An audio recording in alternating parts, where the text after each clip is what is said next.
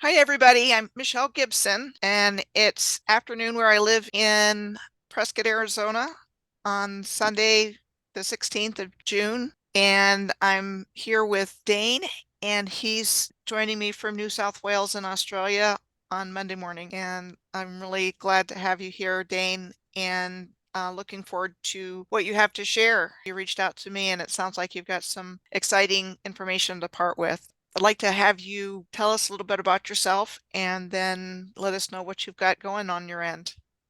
No worries. Yeah, good morning, everybody. Just to start off, I've just been in New South Wales, being a musician for most of my life, and a builder, and a son of a builder. So I've always been interested in old stonework and things like that. My father's obsessed with it, so I've always had my eye on things, even as a child. But yeah, just all the way through, I've just noticed things that my friends and that were like, oh, I don't know what you mean, or and I thought, I wonder why I noticed these things. But I've always noticed them, so I just sort of follow threads sometimes, and I think, oh, it's going somewhere. I'll just keep following it. So that's kind of where I've been. I've been doing it 16 years now. And a few people say to me even, is it worth it? Have you gotten anywhere with it? And it's only been maybe the last 12 months that things are starting to sort of reveal themselves more clearly. And it's all the pieces of those 16 years are finally starting to mesh. Yeah, I started noticing things when I was young, long before I was consciously aware of anything, but that helped me when I started to wake up to it because I could look back on things that I noticed when I was a child and it started to make sense. You also already have a YouTube channel, correct? Yeah, about for 1 month now. It's very new. Yeah. And I'll share that in the description for everybody. But take it away, Dane. Yeah, so basically, what started me in the last 6 months, or what the thread I've been pulling at, has been this mountain that I've lived under for 30 years. It's sort of just only 5 kilometers west from me, and it's quite, in the videos you'll see, it's quite a conical shape, and it's seen mostly, or the best view of it's from the river. So that was interesting. I always knew about the ones over in England and Norway, and the tors or the cans or the mounds, the giant mounds, and they were always had those things in common. They were near a river and looking at a river, or and gold and things that were sort of pretty common to those mounds and things were nearby. I thought, well, this one's got all of that. It has the gold here. This is the real gold country along here, and the rivers go right up into the mountains. So yeah, this conical shape pointing at the river. And when you actually come from the ocean into the river, because it opens out to the sea, that's where you straight away see it. It's almost seems deliberately placed or something. But so yeah, that's what the mountain got me started on. It was almost like it wouldn't leave me alone. I was sort of sometimes I'd say to talk to it and say, oh, leave me alone today. I want to think about something else, because it was just, I'd drive in somewhere and I'd look at it and going, oh, that's just, how have we not been, or even the community. I talked to the locals and everyone's like, oh yeah, we're just so used to seeing it. But she's spectacular. So I got in, started looking at her, and I just decided, oh well, I knew about the St. Michael's line in England, or the other lines with all the sites along, and I'd seen all that for years, and I wondered if Australia being so new, it's 200 years we've been here, and as far as the white fellas, and I wondered if there was things like that here, sort of sacred sites or something in a straight line. So for curiosity and just thinking, that mountain, I knew Canberra's only just over the mountain, 144 kilometres. But I didn't know that until I'd done this little search. So Montague Island here, I drew a line from the Montague Island up to the glass pyramid on the Parliament House building. And I wanted to just curiosity, like ideas coming into my mind from somewhere. But I wanted to see if that line would cross over that mountain or even close. And it wasn't close, it was direct hit. And that was like, wow, okay. Then I looked down and saw the measurement, and it was 144,500 or something, but it was 144. And I thought, wow, that's another quite, that's amazing. we all know about the 144 in the Bible or the pyramid capstones, etc. So I thought, wow, okay. And also even like minutes of degrees of arc, with navigation. I think it's 2 degrees, 144 nautical miles, just things like that were always been, collected in my mind. So I thought, okay, 144. And then Stephanie McPeak Peterson, who I absolutely love, and have spent so much time watching her stuff. Just an unbelievable education over at her channel. She's And amazing. she's amazing. So she said, Dane, have a look at the Mies. Sorry, I always say Messi. I'll get that wrong. Mies Point. And it's I thought, oh, yeah, 72 kilometers. But I've lived here 30 years and I just sort of thought, oh, I've never heard anything out the back there. Anyway, I was wrong, of course. I had a look and sure enough, Stephanie was right. There was a gigantic hole there. And I mean, like, gigantic. When I saw a person actually in it, then I really realized how big this is. It's over 100 meters deep, over 50 meters wide. And yeah, until you see someone in it, it's hard to actually get perspective on how big it is. But so yeah, I thought, wow, okay.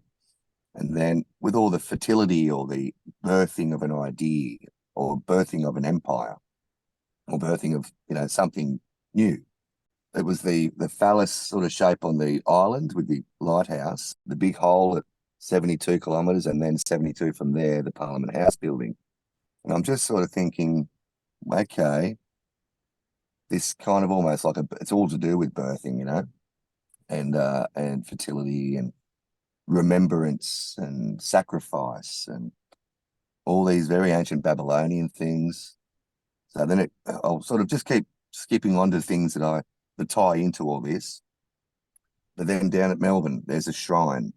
It was built after World War One, and it's the Remembrance Shrine. It looks like a ziggurat. It's very Babylonian looking. It was voted against. The whole of Australia didn't want it. They wanted this other design, and so anyway, they even after the vote, they still built this thing, the one that they didn't want, and it's a very curious building. So I looked at all the angle it was facing. I looked on things on the ground. You can see all this in my videos. But basically, I drew a line and I went to the Montague Island Lighthouse. Then it's to do with an Aboriginal story where the mother Gooliga and the island is her son. And even the Dreamtime story, an umbilical cord that connected them. And it was a beautiful Dreamtime story, but then scientists actually did test this.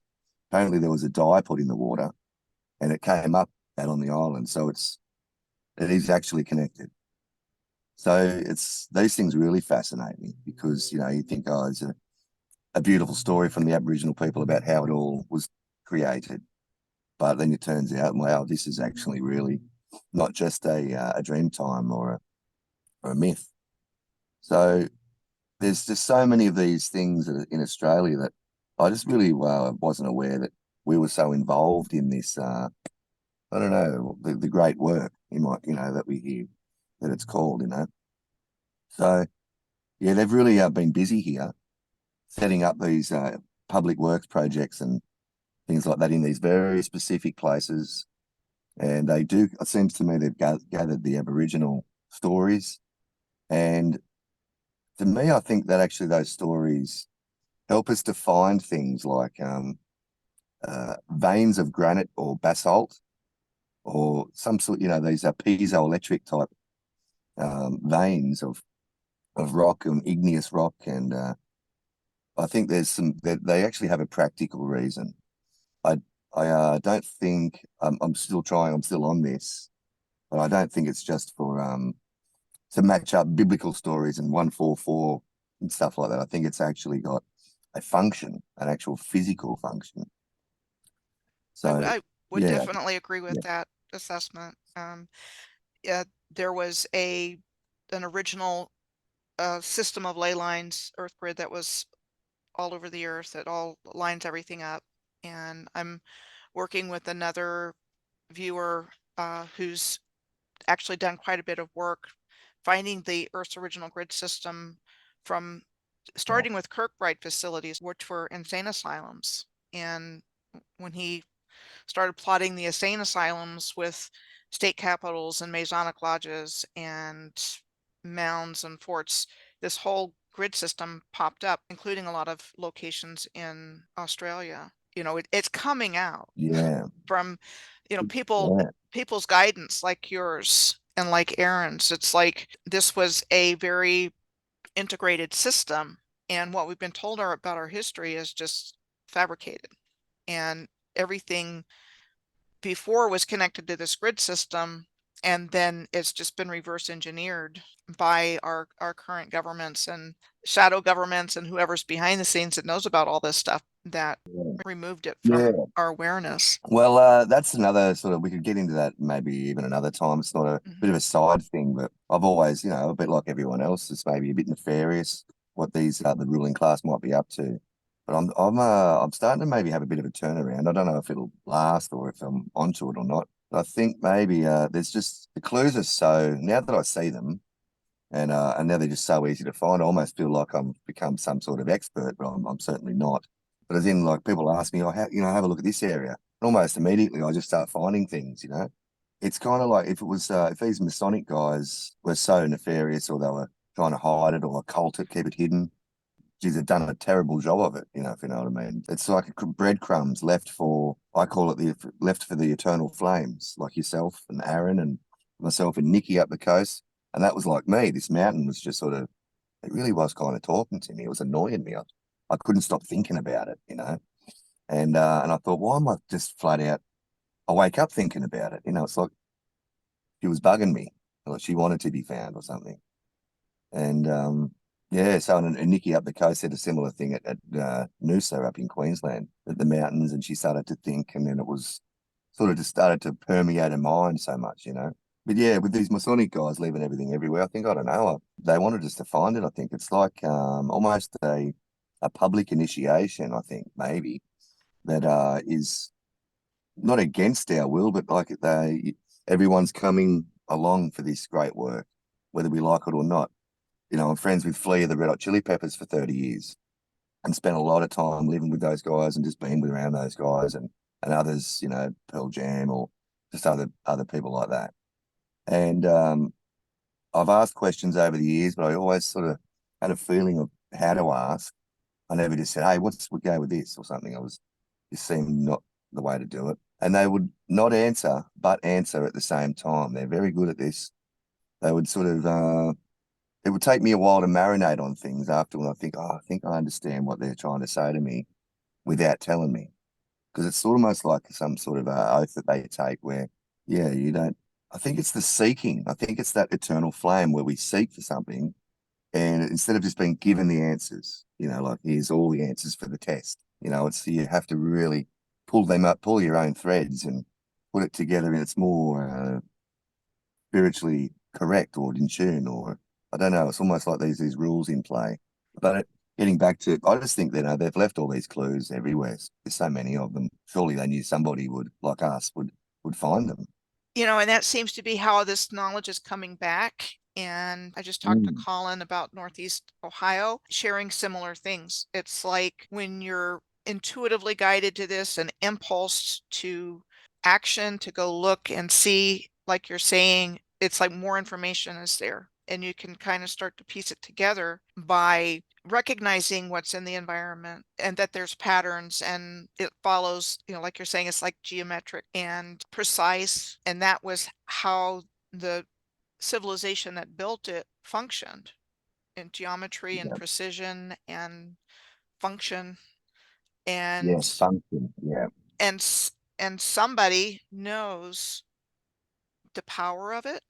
And Yeah. like you're saying with Yeah. the public works things, it's like they pop up on these locations. A lot pops up on these locations, and so it's been hidden from us. But like you said, they did a terrible job covering it up. They couldn't hide it forever. And No. we're in a time where we have access to each other and to the internet, and we can start to put our heads together collectively and Yeah.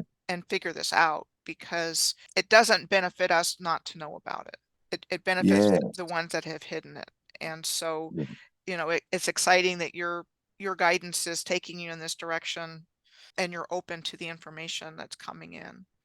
Absolutely. I just follow it. I sort of almost obedient to it. Like, okay, we're going down there, or even like when I get ideas to look, research something, I think, oh, where's that coming from? How's that related? And of course, as soon as I look, I think, oh, okay, it's related. So I just continue on. I sort of like after so many of those, you just think, all right, it seems like a wild sort of off to the side thing, but it never is. It's very much connected. So it's been a great little journey, even the last 6 months, because it's really starting to focus, like the aperture is starting to, and now it's starting to come into focus. But yeah, these sites are amazing. We're doing a pilgrimage soon. We're organising as many people as we can. We're going to try to go to the island first, and then to the mountain, the conical mountain here. It's called Sugarloaf, so it's got a few names, like locally. There's a road, not really a road, it's a fire trail, and it's called Sugarloaf, and so people have always called it Sugarloaf. Another one was Hanging Mountain, and there's quite a few of those. You guys probably know over your way too. We've got Black Mountains, Sugarloaves, but I actually wouldn't mind touching a little bit on the Sugarloaf thing because I've made a little video, but I didn't put all of it in there. And there's a few bits even about Rockefeller that I found, which was very, very interesting. It was one of the grandfather Rockefeller. I'll have to look for his name again. You could easily find it though. He went down, he got a doctor. He was getting older and he asked for them to look for a place for him to go and live, the best place for his health. He might have had breathing issues or asthma or something, but they ended up finding a place in Florida. It's down Florida somewhere there, and there's a Sugarloaf nearby. You guys can easily find that Sugarloaf near Florida, and there's only one down that way. And anyway, the water, and I have found this with other Sugarloaf mountains, one up again in the States, and yeah, not Ohio, like near the mound building type. Anyway, the water from there goes out covers like half the state, and it fills up aquifers and very important sort of the head of the river type thing, head of the water, and it's coming from under the mountain. So anyway, the water and the air and everything that at this place at Sugarloaf in Florida was where Rockefeller ended up going to live, and he actually would get the bottled water from was near anyway. It would just be taken from that mountain to his place. So found that very interesting as far as there's so many Sugarloaves, Michelle. There's one we know the one in Brazil, the big sort of famous, it's in all the postcard sort of shots. And then there's even in World War II, the battle for Sugarloaf. And it was the bloodiest part of the battle, and it was the tipping point of the whole war. And if that was the sort of the most important battle at the end of the day, was for the Battle of Sugarloaf Hill and in the Pacific. So there seems to be some very the people at the highest up, I suppose, that know about this esoteric connections and the ley lines and how the energetic world actually works, which is what we're learning, I think, how this energetic system, maybe like the meridians of the body we put acupuncture points, and they just know how this works. So yeah, we're slowly learning. Yeah, I mean, I think like you're saying, it's all connected. And I know Chad Williams from Deeper Conversations with Chad has talked a lot about that. Our meridians and the Earth's meridians, and how that plays into all of this. And good point about the Sugarloaves. I mean, the names don't change from continent to continent, because Yes, yes, where I lived in Maryland, where I grew up outside of Washington, D.C. in Montgomery County, there's a Sugarloaf. I went there many times growing up for picnics and whatnot. And then in Sedona, there's a Sugarloaf. And I'm about 70 miles or so from there. I'm not sure what the kilometers is for that, but about an hour and a yeah, half's drive from where I live now. And then Sedona has, like I mentioned in the video with Colin, it's like they have Snoopy Rock and Thunder Mountain and all yeah. these names for these rock formations that look incredibly like they were man-made at some point in our distant past. You have a lot of red rocks there in Australia too, don't you? Yes, yeah. But on this coastline in particular, we have a lot of basalt and granite.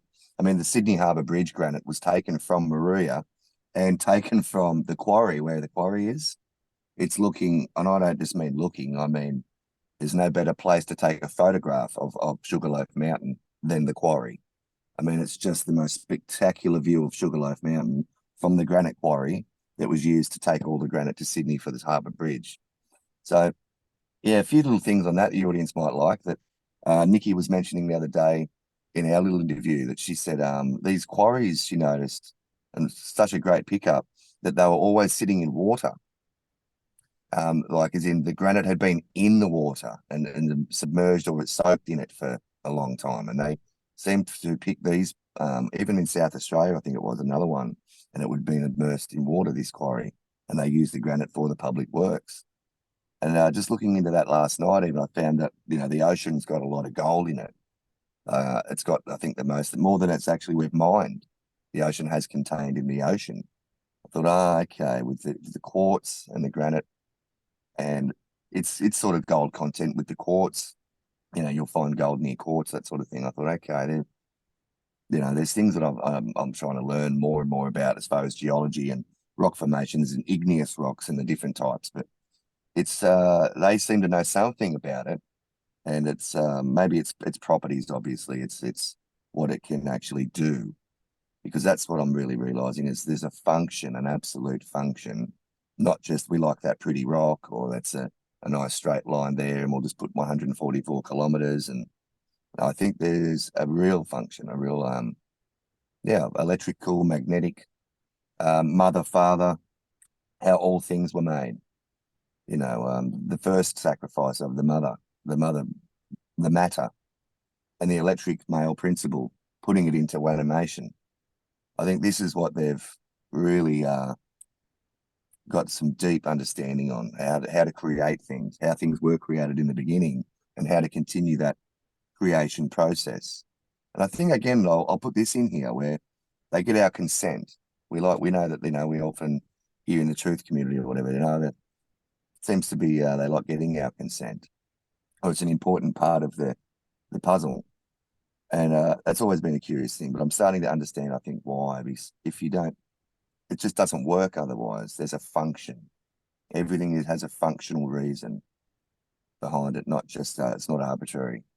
I think that's a really good observation, the masculine and the feminine, because it appears that that goes back to the more ancient constructions. Like I mentioned the red rock, and like in Sedona is known for it, and there's just sparkly crystals in the rock itself. And I mean, it's Yes. just beautiful. On a sunny day, it's just like everything's sparkling like diamonds. And like you said, there's some kind of, if you look at the idea of geopolymers or whatever created that, Yeah. that there was some kind of function to that whole system. And then to use Sedona as an example again, also at the top of Cathedral Rock, I've climbed up there and it's a really hard climb. It's okay for a while, and then you get up to a point that's like almost straight up. It's a bottleneck to get up to the top. And so for people that climb it, it's like there's a line at the height of the climbing season. And once you get through that area, it's a little bit easier to get up to the top, but it's still a bit of a hike. The first year I lived there in 2017, I made it up there 3 times. If you make it up to the top, there's a very distinctive phallic shape up at the top. Yeah. There's a couple of different sections, but I'm referring to this specifically because you don't see it unless you're up there. There's the Yeah. phallic shape, and then right next to it is the feminine equivalent Yes. that Yes. that And this is what we find right here too, Mitchell. that you Yep. don't see from anywhere else but up there. I doubt there's even a picture of it, but it's definitely there. It looks like a bullseye, and it's Yep. right across from the phallic shape.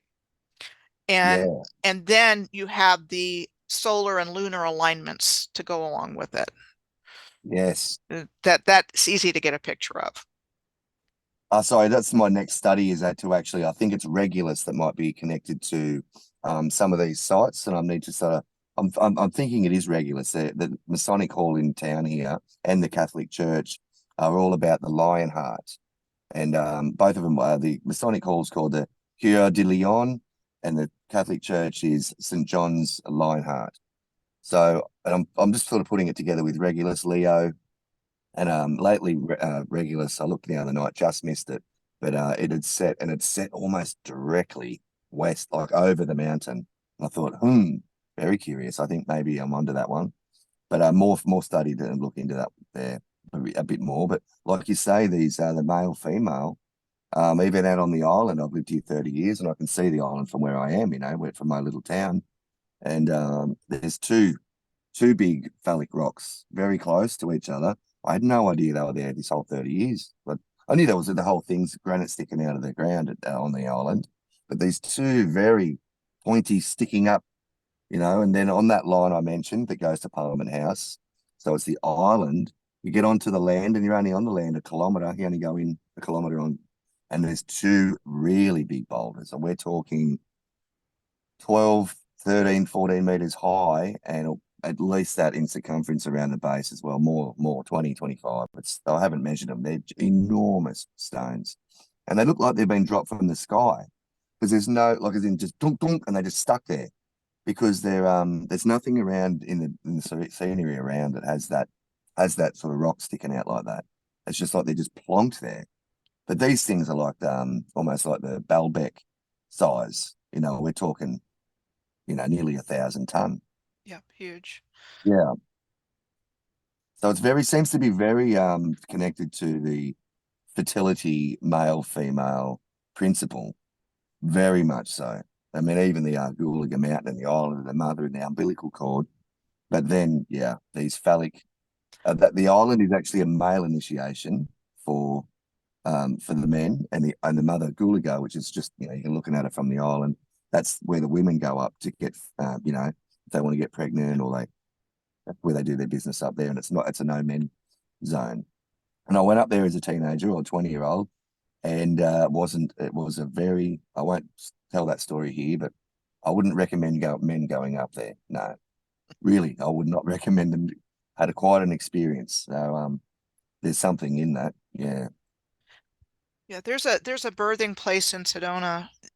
It's a special place, and I might need to see if I can track down the map of the landscape geometry that's in Sedona, and it's masculine and feminine, and the chakra system that goes through that whole area. The geometry is very precise, and I became familiar with that the first couple of years that I was in Sedona. And you've got the chakras, you've got a hexagram, you've got a pentagram in the landscape associated with different formations, rock formations that are there. Yeah, for me, in the beginning, you'll see in my first video, which I almost feel like deleting now, and or even change the title maybe. But I was thinking Phoenicians or seafarers, the seafarers had been, and maybe added to the top of Sugarloaf. As I've been up there, you can see that on my video too, where it's very loose. It's very loose basaltic. Only biggest size is about this big, and it's just like they had 1,000 million baskets and just heaped it all up on the top, maybe 40 meters high or 50 meters at the very top. But I can't be sure of that. But my question is kind of maybe the Earth does it itself as well. Maybe that was noticed by the first peoples and even before the pyramid people. But that certain mountains, like it's on 36 degrees latitude, perfectly hits it dead on. Not 1 minute, not 1 second. It's right on. And then Gibraltar is 36 degrees north. The Pillars of Hercules. All these sort of like natural things that man has obviously not done. They seem to be also very symmetrically, placed. I think, wow, is it also a natural phenomenon, or did man go to those places It's deliberately and help build it up a little bit more and make it a bit more? Yeah, I'm not quite sure, it's but I'm on this one. Yeah, I land on the side that the earth was terraformed by the original civilization, and that they knew how to work with the elements with alchemical principles, which I think got inverted and turned into the alchemy has been used against us, but that the original people were working with it for the benefit of all life, and their ability to build and make things involve technologies that we don't know, we don't have. Another place that comes to mind with an obvious feminine reference is at Machu Picchu in Peru, which I went to in 2018, where there's a uterus in that location. And so well, so it seems like they were working with the masculine and the feminine principles and the energies involved in that, and that was seen in what we consider the natural world, which I'm open to the idea that it was worked by the ancients, and they knew that they knew what they were doing, and created it precisely geometrically. But the grids themselves are very important because everything has a grid. We have a grid. And Yes. that's why, I think there's a consciousness involved in the Earth grid that communicates with us. And so, Yeah. you're getting bugged by this mountain. Yep. Yes. I'm I don't have that kind of communication with it. Mine is like I'm just in tune with it. This is not a conscious process for me, but before I woke up to it, I have lived on places on this grid system. And then Yeah. once I woke up to it, I was like so in tune to it that I could, map it out in my head. And I woke up to it when I lived in Oklahoma. And when I moved to Arizona in 2017, I was I was put in touch with it like right away. And it was like I found this book that talked about the Sedona grids, which is how I know about it. But then once I read that, it was like I became instantly connected and oriented to where this grid was. It's just something that I'm connected to, and that seems to be the case with people that work with ley lines. It's like there's some way this consciousness comes in and it wants to come back. And Yes. I think it and was. That's right. and since it was removed from our awareness, this is how we get it. Yeah. You know, go Yeah. look at this. Yeah. I mean, we could even get into people be aware of, the cycle of the equinoxes and all the things, the golden age and the bronze age, all that. And maybe maybe they knew this was coming, this kind of downloads, people just getting like ideas and little Cupid's bows, trying to shooting these ideas like, look up this, Dane, have a research that. I'm like, oh, what am I looking at that for? And so it's that kind of things been going on. Maybe they knew this was coming as far as I call it the song in the sky. Maybe the sun sings a certain song and a frequency that, is not audible, but it's singing a song. And when it gets to when the sky goes click, click, click, when it gets to that point, the sun changes its song and everything changes its song because, of course, we can't escape the sun. It's everything's affected. And we start to get these little, oh, that's right. I remember how to do that. Oh, we can lift that 1,000-ton stone over there. We'll just put it over there. We can do things again. We can, yeah, it's like we remember awaken to it. Seems to be happening. I can't be totally sure, but the numbers I think 16 years ago were very small, as far as people looking into things. But it's quite, I mean, the internet has helped, but there's a lot more people just curious and thinking about things this way, the way that we're thinking about them. And that seems to be quite amazing. Thank you for reminding me of this because this is sitting here at my desk and I don't pick it up very often, but I call this my awakening journal. And the first date written in here at the top is December 25th of 2011. And Wow. this is really the only time I've ever journaled in my life. And I was starting to wake up and and learning about ley lines and things like that and writing my thoughts down and information that I came across that I thought was important about what I thought was coming and things that I was reading in books like this was The Return of the Bird Tribes. That was a book that called to me and said read me, Yes. and I read it. I'm like, well, that's interesting. I resonated with it, but I put the book back in the library, and then a friend of mine had it. I read it again, and that was by Ken Carey, and he was part of my awakening journey. And I'm bringing this up because I wrote things in it that I was compelled to memorize, and this is before I woke up to any of the rest of this stuff. It's like, why do I want to memorize the the Earth's chakras or the places where the nodal points, the places where there were golden sun discs? It was like I was memorizing it. It's, Yes. Yeah, I've had a few things like that where I'm really memorizing, like, but even 15 years ago, Franco Collins was a guy in Australia. He was an amazing researcher. You can't find him anymore. I think he found something small, a little thing the other day, but he's not really online. But his research was second to none. I mean, we all miss him. It's I wish he was around now. He'd have probably millions of subscribers. His mind and his the way he articulates things. He's an animal of a beast of a man. His mind is incredible. But he also grew up in a family that was very, very, very, very privileged here in Australia. They set up Australia. They set up New South Wales and the laws, gazetted things with the Queen, and they were the lawyers and the judges and the clergy and the everything here. And so he was privy to private libraries and everything. His research was amazing. But yeah, I remember back then, 15 years ago, like you say, I knew I had to memorize. So I watched his 2 hour thing maybe 15 times and just memorize. I didn't know why I was doing that. But now I realize, I'm so glad that I did do that, especially with some of the info that he brought that he can't find now. So I didn't know he'd be even gone at this stage. I thought you could still find it, but you can't. So I'm glad that I really did that. And like I said, I wasn't consciously aware of this, but it was like there's something that's guiding me into the work that I started to do on the alignments and ley lines. And once I got that download, which was like a lifetime download, it was like, okay, Yeah. I got this information, I need to get it back out. And Yes. Yeah. I got the pieces of the puzzle for my work started coming in about 2013. And by 2016, it's like I got this, the star tetrahedron that I found in North America, and extending it out and following the lines. And then I started blogging and making videos in 2018. So it took about 2 years for me to figure out how I was going to get this back out.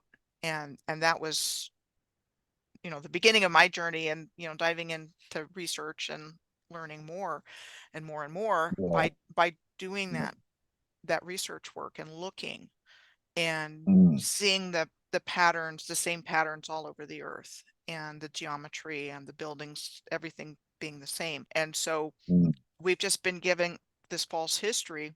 And, I think we're looking at the last 200 years is the time frame from like the mid Yeah. 1700s on, just Yeah. getting this new Yeah. narrative, and that the original civilization was highly advanced and knew where they were and knew what they were doing, and it was connected. And it's just there's a lot of different opinions on what happened here and what we're looking at and the extent of it. But I think all of us doing this work are contributing to collective awareness wherever we land with how it happened and what went on. But the fact that this information is available to us now, and all of us have Yeah. started waking up to it. It sounds like you and I woke up to things about the same time, because I Yes. know Yes. Of it that. it That's really right. really started coming together for me in 2006. If I were to look at my life events, 2006 was the year it started for me. Yeah, mine was about 2008, 2009, where I really started putting the time in. I've always noticed things and since young, and I thought, I've got a little bit of an open mind to things, but yeah, and then I really got, put the time in. But it wasn't even a decision. I was just started to get excited about it too. I started to get like, oh, this is really curious. I like this sort of these ideas I'm getting, and why to even researching plants. I've never been into plants or botany or anything, but now I'm really love it. I can't get enough. It's like these new passions arose. Even rocks, I can't get it. I've always loved the stone and the buildings of it, but now I'm into what's everything that's in there, every element, every chemical, even. I've written down things, I'll probably never look at again, but it's just all these to do with myths too, like Apollo or later in the Swan and all these, every myth you can think of. I've really stripped them all back to their bare bones, where it's talking about Yggdrasil and the ash tree or something. But so this sugarloaf in Moruya, it's just covered in mountain ash, like covered. It's got no other all the way out to it, and it's quite difficult to get to, even though it's just there and you can see it. And even the locals said, "Did you get up there?" And I said, "Yeah." And they went, "Oh, we tried to find it." I mean, it's pretty hard to miss. It's 722 meters. It's but when you're out there, you think, "How am I not finding this?" Like it sort of almost gets frustrating. You think, "I'm standing under it. Surely But anyway, I did find it. Get to the top, and just ash and all the way out. Eucalypt and it's mixed. It's just a mixed forest. You get to the actual mountain itself and get up there, and it just turns into only mountain ash. So deliberately planted, or yeah, I don't know why it's just mountain ash all over it. And even in the 1895 surveyor's map, he's got that written on there too. You know, just mountain ash and basaltic outcrop. So I'm not even sure what he means by Yeah. basaltic outcrop, because there's this little can on top, a little one, you know, just a little, like a shot of waist high, you know, a little round. And I think that was a trig point maybe where he put his surveyor's stick. Not sure, but yeah. Sorry, you were going to say something there. I mean, it could be a giant tree stump too. That's Um, now that's only been this week. I thought that, Michelle. Yeah, I mean, if you look at Devil's Tower in Wyoming, that's basalt. It could have been a giant ash. I mean, just thinking, wow. I certainly don't know, but it could have been a giant ash tree.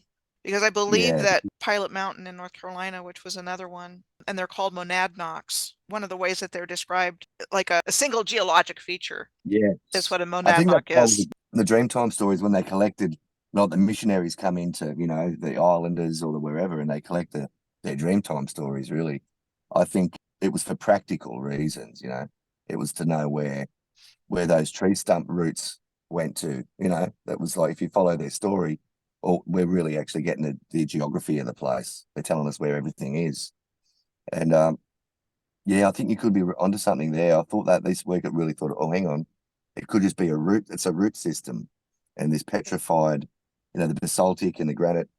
You know, yeah, these this could be a root system going all the way to Canberra to the Parliament House building.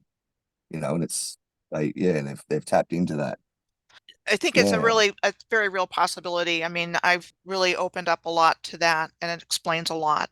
And that these giant trees and the tree roots were part of the energy grid system and ley yeah, lines. And that's you've talked about the gold and all of the minerals that are associated with these trees, the gold and the iron ore and the coal.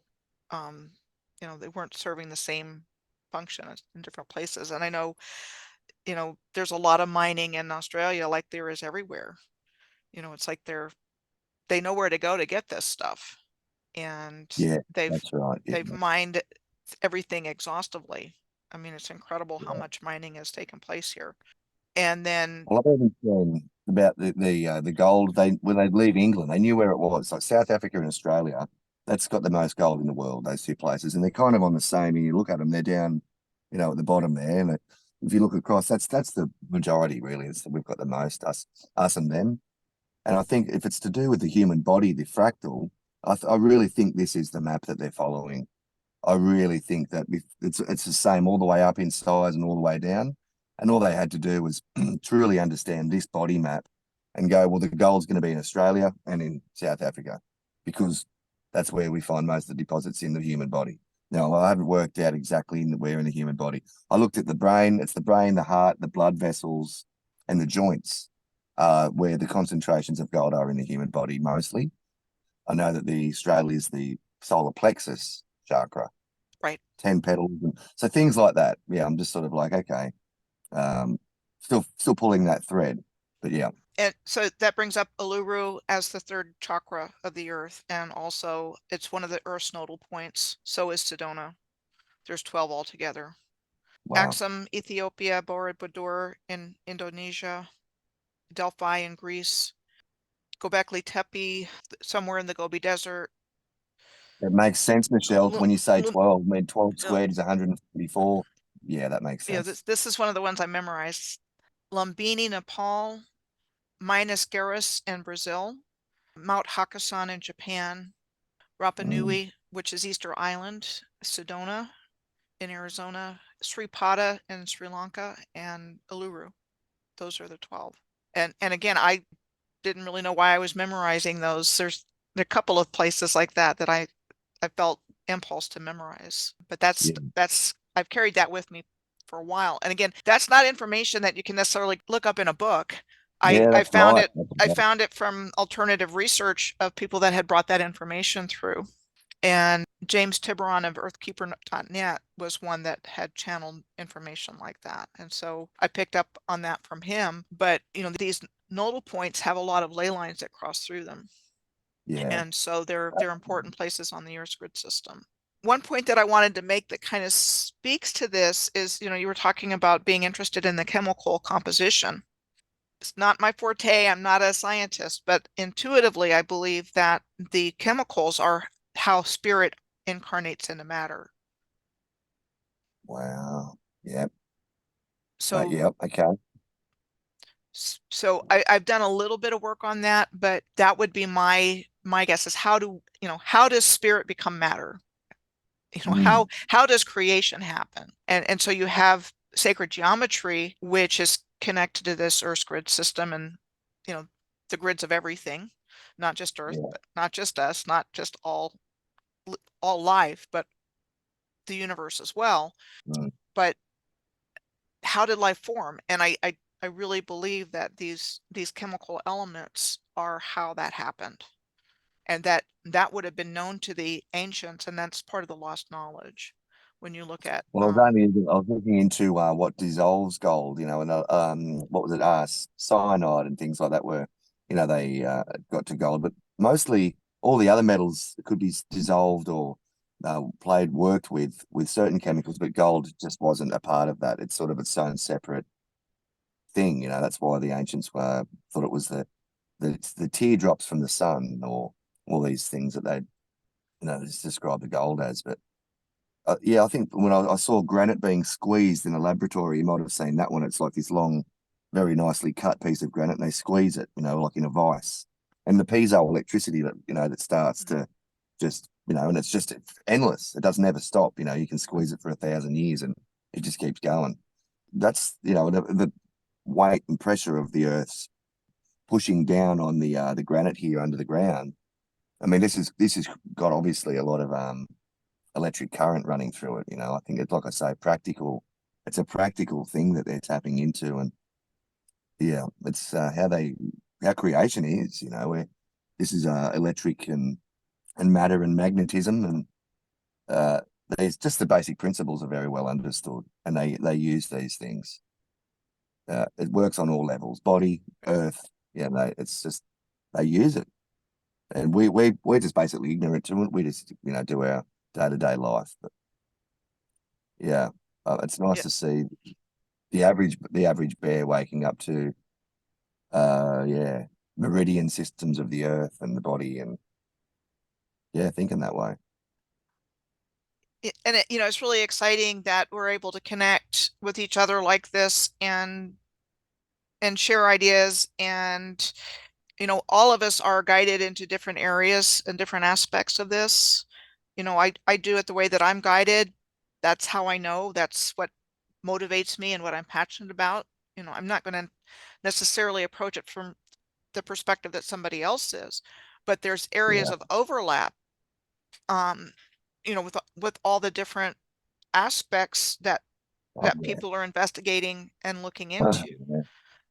Oh And yeah. it's all important, but what's even more important is that people are taking the bull by the horns and, you know, not just relying on what somebody else says, but just looking at it critically and Absolutely. asking questions. Whereas we've been conditioned for so long just to accept, not only accept, but don't question. That's not Yeah. rewarded in our world. Questioning authority is definitely not a fun place to be in certain situations. No. And critical thinking was removed from this educational curriculum around the 1850s. I know it was in the United States and I'm sure it was in other places. We don't want them to think critically. We just want to teach them how to read and write and do mathematics and, you know, simple things so we can Yeah. have obedient workers. And that was a Rockefeller thing, Yeah. heavily involved in the educational system. So were the Carnegies, the Rockefeller Foundation and the Carnegie Foundation, Yeah. where they're putting their desire to control how we think and what we think, you know, young impressionable minds, and independent thinking is not rewarded in the school systems.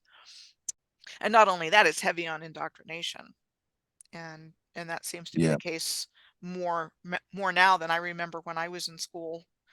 I graduated from high school in 1981, so it was just different when I was in school. You know, like civics was in school, you know, like law, and you know, that hasn't been in there for since about 1981. You know, yeah, it was taken out.